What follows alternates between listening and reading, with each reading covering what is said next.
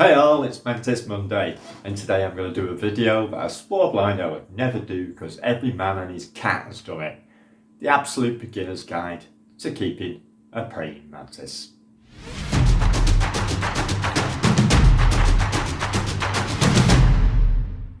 What is a praying mantis? Well,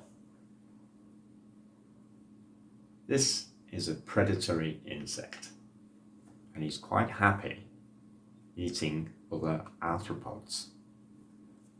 So if that's something you can't face, feeding live bugs to these guys, then this is definitely not a pet you want to keep because they are voracious. In the wild, they've been known to attack such things as lizards, snakes, birds, and other arthropods, even small rodents. This one's an adult, and not the biggest. In my opinion, they also make terrific pets. But if you're going to have one of these guys in your house, you're going to have their food in your house as well. So you've got to think about that. And they will eat stuff like cockroaches and locusts, mealworms, waxworms, spiders, anything else you can find around your house, providing you've not sprayed anything nasty on them, of course, to kill them.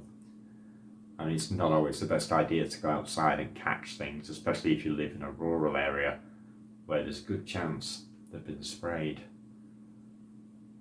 When you first buy a mantis, it's going to be a tiny little thing like this, unless you ask for something bigger.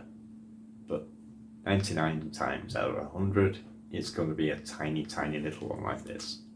And it'll come in a little deli pot like this, with a bit of mesh on the top.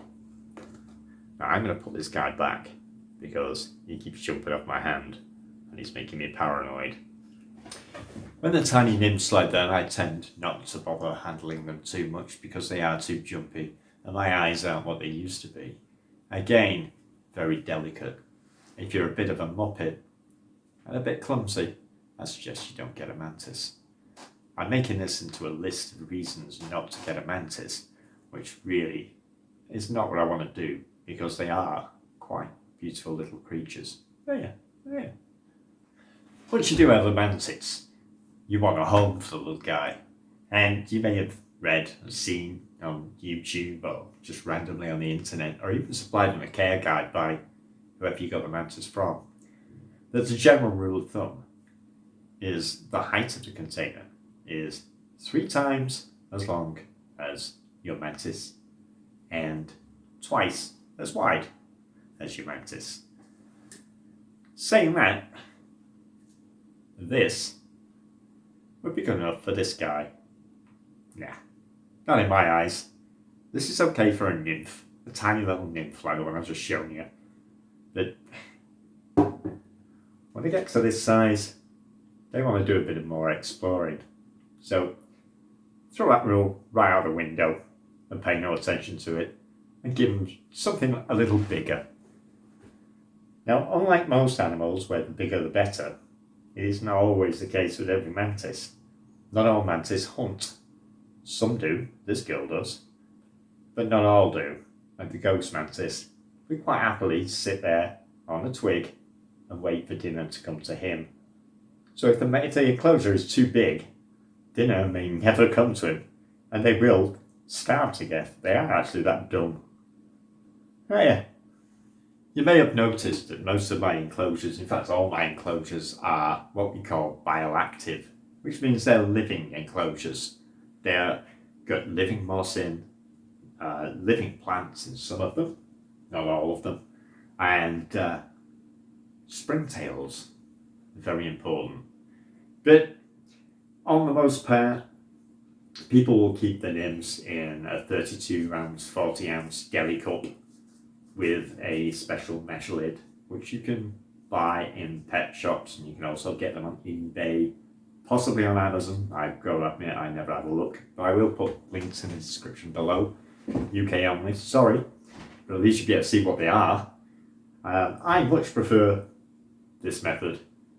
It looks nicer, it's more natural, and possibly better for the mantis, especially if it's a hunter, to have a mooch around in.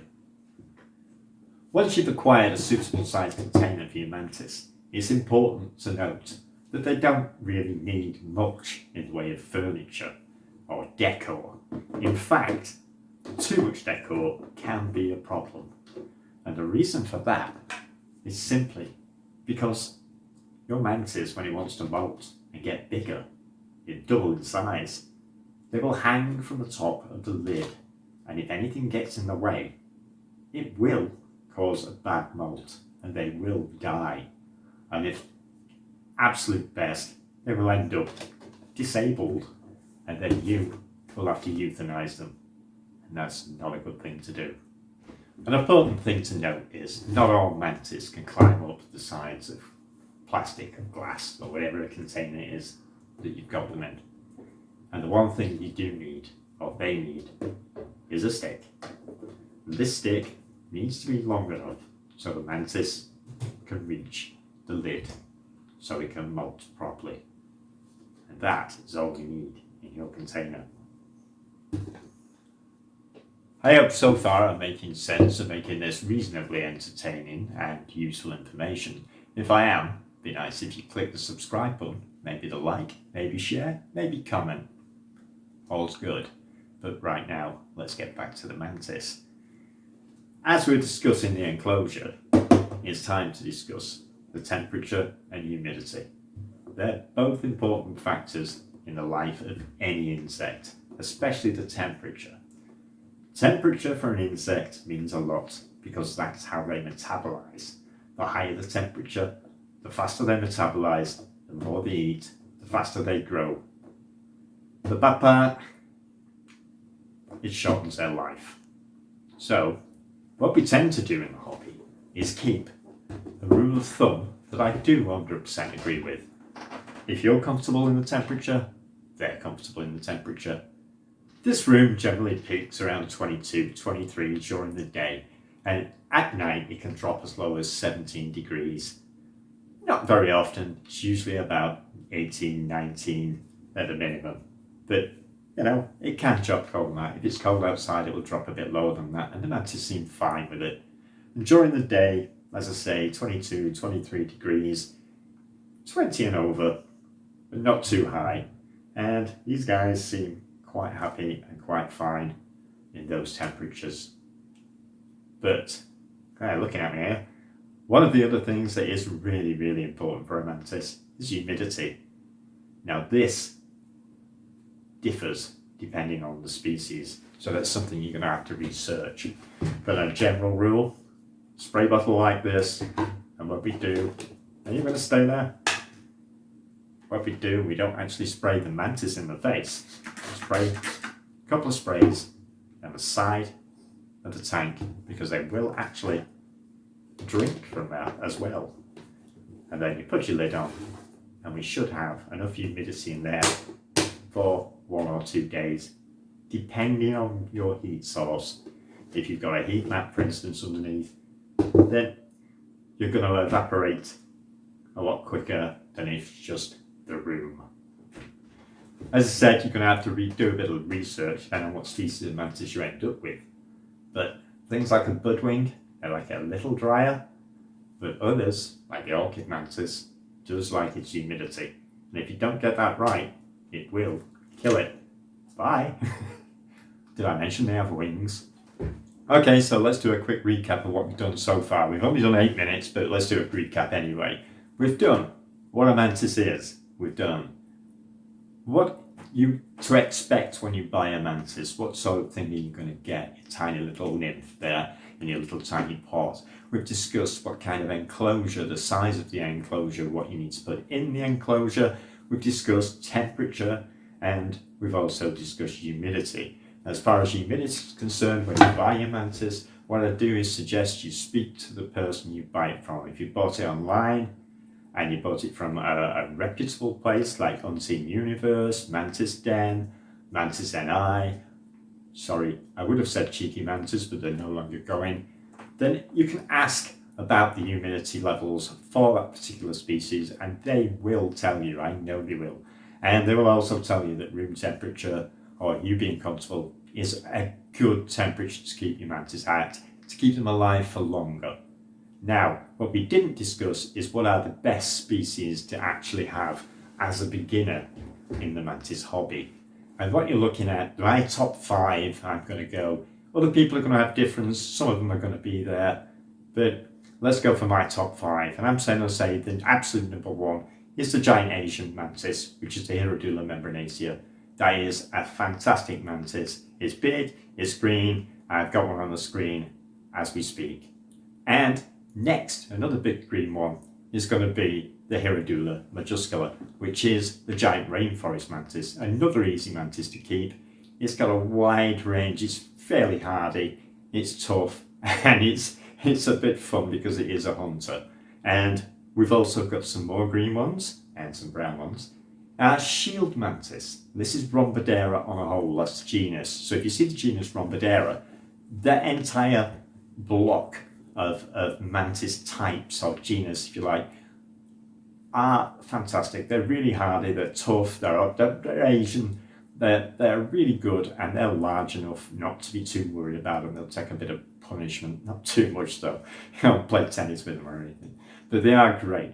And there are 2 other mantis species that I would say are easy to keep. One of them I've never ever had, which is the Philocrania paradoxia, or the ghost mantis, which you're all going, oh yes, that one.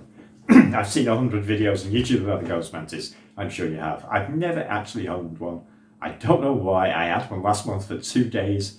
I babysat or mantis sat his ghost mantis, and I only had it for the 2 days. Never really paid much attention to it. Fed it twice. That was it. So I don't know a lot about the ghost mantis. Maybe I do. But that is one of the easiest ones that most people go for. I'm not a fan, to be honest.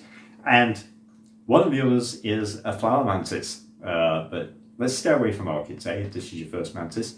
The spiny flower mantis. That is a good one. I'm going to say a Pseudocreobelta wahlbergii, I think. Anyway, it's a P. wahlbergii, and it's spiny flower mantis. That is another brilliant one. My wife keeps the flower mantids. I do not. I like them big, green and mean, and she likes them sweet and pretty and girly, and that's not my thing. As this is Mantis Monday, I don't want to eat all my subjects away in this one video, so I'm going to call it a day now, more or less. I will be picking up different species every Monday and going through their particular requirements. Mantis are fairly generic, but some of them do like it a little slightly warmer, slightly cooler. Some of them like a little more humidity, a little less humidity. Some of them can have their enclosures a little busier than others. Some hunt, some don't hunt. And we'll be going through all those each time. Plus the fact you get to see the mantis and you get to see how it is and what it eats, etc., before you actually consider going out and acquiring that particular mantis. So, if you want to know any more about mantis in general, there's a couple of videos on my channel and the All About Mantis. There's 10 things you didn't know about mantis, and there's other various mantis orientated subjects in there. There's some enclosures. So check out my channel, have a look. Don't forget that subscribe button. And don't forget to tickle my bell either. And come back next week for Mantis Monday. I will be posting more videos this week. Hopefully going to be doing some unboxing. Thomas from Ants on a Rock has told me today that he's sending me some ants. So that should be fun. I've never had ants. So I'm going to be looking at them and I won't know what I'm talking about. But you will see the expression on my face at least when I open the box and we can see what he sent me. I will have a look at that and we'll give Thomas a shout out as well, and I'll put some links, etc., for you to go and have a look at, just in case you're into ants as well as mantis. Some people are, some people aren't. Ants are awesome. I'm going to get some. So thanks for watching, and I'll see you again next video.